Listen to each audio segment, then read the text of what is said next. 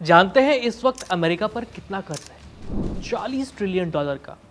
इसको ऐसे समझिए, अगर आप चीन, जर्मनी, जापान, इंग्लैंड और फ्रांस की जीडीपी को मिला लें और फिर उसमें दुनिया के सबसे अमीर आदमी एलन मस्क की कुल संपत्ति भी जोड़ दें, तो भी ये रकम अमेरिका के कर्ज से कम होगी। 40 ट्रिलियन डॉलर कोई मामूली संख्या नहीं है। प्रति व्यक्ति के हिसाब से देखा जाए तो इसका मतलब है हर अमेरिकी नागरिक पर करीब 1,16,000 डॉलर का कर्ज। भारतीय रुपए के हिसाब से ये हुआ करीब 1 करोड़ रुपए से कुछ ज्यादा। यानी इस समय अमेरिका के हर नागरिक पर 1 करोड़ रुपए का कर्ज है। मतलब ये कि अमेरिका में पैदा होने वाला हर बच्चा जन्म के साथ ही 1 करोड़ रुपए के कर्ज में डूब जाता है। अमेरिका पर कर्ज का आंकड़ा अब उस मुकाम पर पहुंच चुका है जहां सिर्फ एक संख्या देखकर ही दुनिया की अर्थव्यवस्था को लेकर सवाल उठने लगे हैं। अगस्त 2026 में अमेरिकी सरकार का कुल राष्ट्रीय कर्ज पहली बार 40 ट्रिलियन डॉलर को पार कर गया। अमेरिकी ट्रेजरी के आंकड़ों के मुताबिक ये आंकड़ा 40.047 ट्रिलियन डॉलर तक पहुंच चुका है, यानी करीब 40 लाख करोड़ रुपए। इसमें करीब 32.3 ट्रिलियन डॉलर जनता के पास मौजूद अमेरिकी सरकारी सिक्योरिटीज और करीब 7.8 trillion dollar inter governmental holdings शामिल हैं। ये खुलासा रॉयटर्स ने अमेरिकी ट्रेजरी के आंकड़ों के आधार पर किया है। अमेरिका का सालाना बजट है 7 ट्रिलियन डॉलर, यानी ये कर्ज उसके सालाना बजट से भी करीब 6 गुना ज्यादा है। ऐसे में असली सवाल ये है कि अमेरिका इतनी तेजी से कर्ज में क्यों डूब रहा है? क्या ये कर्ज उसकी अर्थव्यवस्था को कमजोर कर सकता है? और क्या अमेरिका के मौजूदा वित्तीय संकट में ईरान युद्ध की भूमिका है? आज इन्हीं मुद्दों पर बात होगी। नमस्ते, मेरा नाम आयुष है और आप कड़क देख रहे हैं। शुरुआत करते हैं ये समझने से कि अमेरिका कर्ज में इतना डूब कैसे गया। अमेरिका में सरकार जितना पैसा खर्च करती है, अगर उसकी तुलना में टैक्स और दूसरी आय से कम पैसा आता है तो बजट घाटा पैदा होता है। इस घाटे को पूरा करने के लिए अमेरिकी सरकार ट्रेजरी बिल्स, नोट्स और बॉन्ड्स जैसी सरकारी सिक्योरिटीज जारी करती है। दुनिया भर के निवेशक, बैंक, पेंशन फंड, सरकारें और दूसरे संस्थान इन सिक्योरिटीज को खरीदते हैं। बदले में अमेरिकी सरकार उन्हें ब्याज देती है। यानी आसान भाषा में कहें तो अमेरिका लगातार ऐसा कर रहा है, कमाई से ज्यादा खर्च और उस अंतर को पूरा करने के लिए उधार। समस्या तब पैदा होती है जब ये अंतर 1-2 साल नहीं बल्कि लगातार कई सालों तक बना रहे। सीबीओ यानी कांग्रेशनल बजट ऑफिस के फरवरी 2026 के अनुमान के मुताबिक अमेरिकी संघीय बजट घाटा 2026 में करीब 1.9 ट्रिलियन डॉलर रह सकता है। मौजूदा कानूनों के आधार पर आगे भी बड़े घाटे बने रहने का अनुमान है और 2036 तक संघीय कर्ज जीडीपी के करीब 120% तक पहुंच सकता है। यानी अमेरिका की समस्या सिर्फ ये नहीं है कि उसके ऊपर पहले से कितना कर्ज है, समस्या ये भी है कि हर साल नया घाटा पुराने कर्ज के ऊपर और कर्ज को जोड़ रहा है। लेकिन अमेरिका की अर्थव्यवस्था तो बहुत बड़ी है, फिर किस बात का डर है?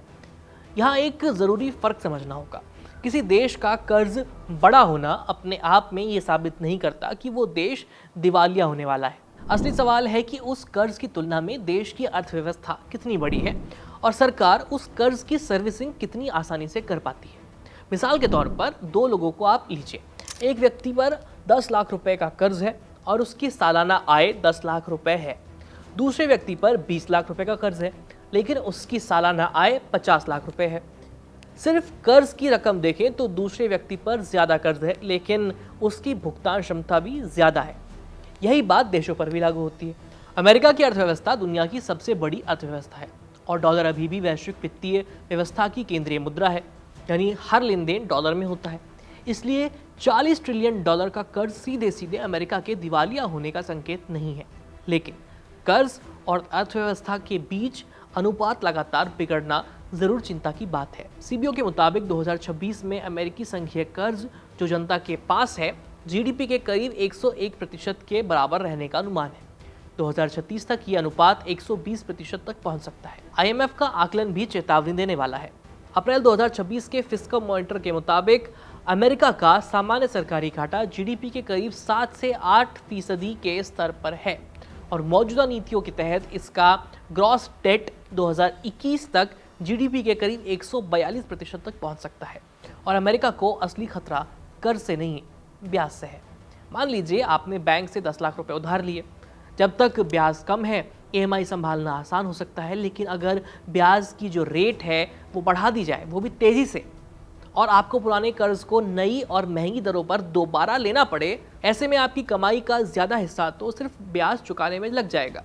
अमेरिकी सरकार के साथ भी कुछ ऐसा ही हो रहा है। सीबीओ के 2026 के अनुमान के मुताबिक अमेरिकी सरकार का नेट इंटरेस्ट आउटले 2026 में करीब $1 ट्रिलियन तक पहुंच सकता है। 2036 तक ये बढ़कर $2.1 ट्रिलियन हो सकता है, और ये सिर्फ कोई दूर का अनुमान नहीं है।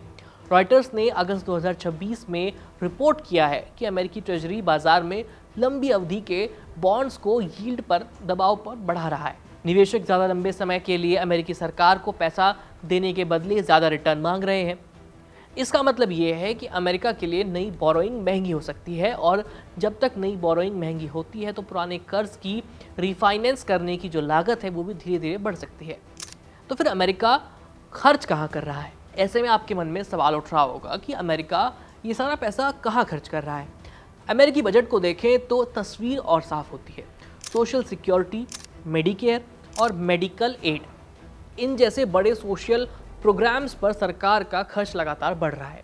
इसके पीछे अमेरिका की बदलती डेमोग्राफिक स्ट्रक्चर भी एक वजह है। अमेरिका की आबादी बूढ़ी हो रही है और ज़्यादा लोग रिटायरमेंट एज में पहुंच रहे हैं, और हेल्थ केयर पर खर्च बढ़ रहा है। सीबीओ के मुताबिक 2026 में सोशल सिक्योरिटी पर फेडरल स्पेंडिंग करीब $1.7 ट्रिलियन के आसपास है, और मेडिकेयर पर करीब $1.1 ट्रिलियन रहने का अनुमान है। वहीं 2026 में डिफेंस फंडिंग लगभग $898 अरब के स्तर पर प्रोजेक्टेड थी। यानी अमेरिकी सरकार के सामने एक मुश्किल चुनाव है। उसे बुजुर्गों के लिए सोशल सिक्योरिटी और मेडिकेयर चलाना है, उसे डिफेंस पर खर्च करना है, उसे इंफ्रास्ट्रक्चर और दूसरी सरकारी सेवाओं पर पैसा लगाना है, और इसके ऊपर अपने पुराने कर्ज का जो ब्याज है उसको भी चुकाना है।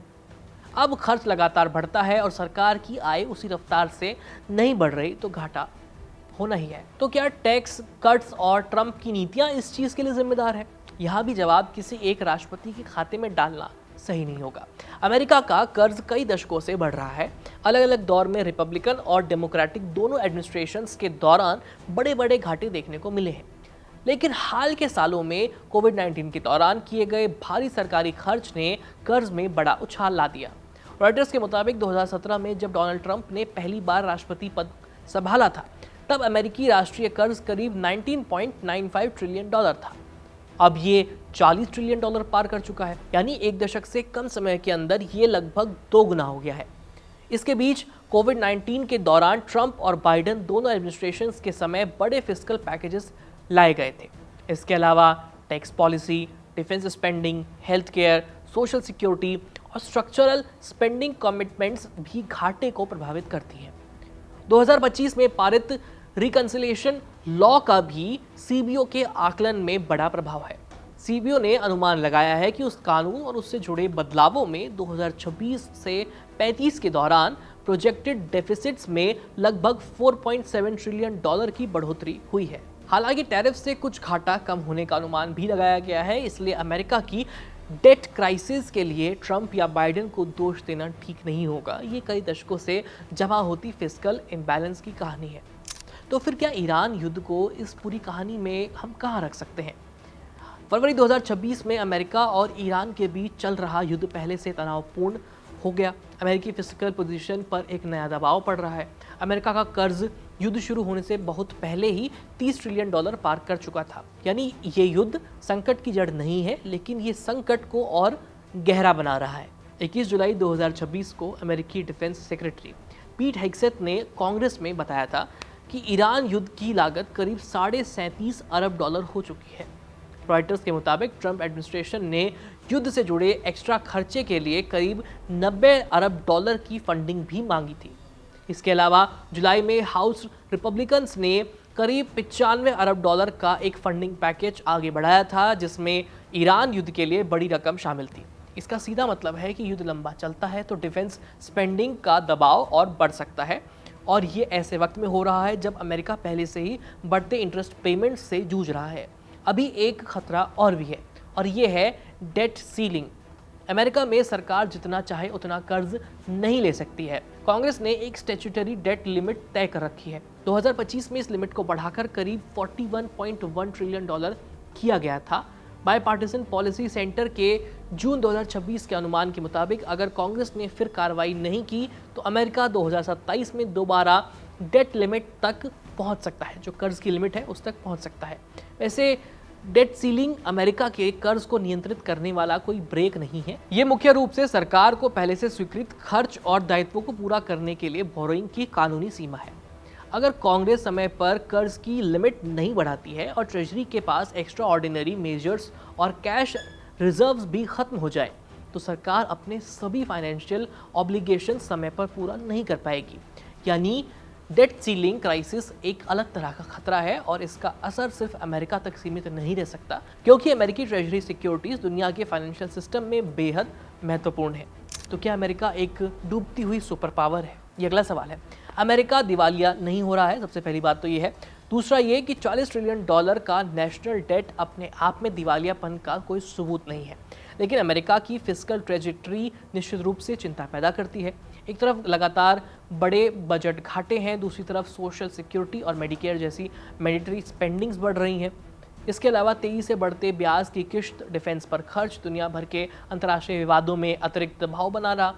साथ ही बॉन्ड मार्केट में इन्वेस्टर्स लंबे समय से अमेरिकी कर्ज के लिए ज़्यादा यील्ड की मांग कर रहे हैं। रॉयटर्स ने अगस्त 2026 में अमेरिकी लॉन्ग टर्म ट्रेजरी यील्ड्स पर बढ़ते फिस्कल और इन्फ्लेशन कंसर्न्स को रेखांकित भी किया है। तो क्या अमेरिका के पास कोई रास्ता नहीं बचा है? अमेरिका को अपने बजट डेफिसिट को कम करना होगा। इसका मतलब केवल डिफेंस या वेलफेयर स्पेंडिंग में कटौती करना नहीं है, सरकार को रेवेन्यू और स्पेंडिंग दोनों तरफ देखना होगा। सीबीओ की प्रोजेक्शंस ये दिखाती है कि मौजूदा कानूनों के तहत डेट और इंटरेस्ट बर्डन आगे बढ़ते रहेंगे। अमेरिकी अर्थव्यवस्था अगर तेज़ स्पीड से बढ़ती है, प्रोडक्टिविटी बढ़ती है और गवर्नमेंट रेवेन्यूज़ मजबूत होते हैं तो डेट टू जीडीपी रेशियो को संभालना आसान हो सकता है। लेकिन अगर ग्रोथ धीमी हुई, इंटरेस्ट रेट्स ऊंची रही और जियोपॉलिटिकल कॉन्फ्लिक्ट्स के कारण डिफेंस और एनर्जी कॉस्ट बढ़े तो तस्वीर और मुश्किल हो जाएगी। और यही वजह है कि 40 ट्रिलियन डॉलर का आंकड़ा सिर्फ एक रिकॉर्ड नहीं है, ये एक वार्निंग लाइट है। वार्निंग इस बात की कि दुनिया की सबसे बड़ी आर्थिक जो शक्ति है वो भी असीमित रूप से उधार लेकर नहीं चल सकती है। फिलहाल आज के इस वीडियो में इतना ही। बाकी अमेरिका के इस कर्ज पर आप क्या सोचते हैं, अपनी राय कमेंट सेक्शन में हमें लिख करके बता सकते हैं। मेरा नाम है आयुष, कैमरे के पीछे है नकुल। देखते रहिए कड़क। धन्यवाद।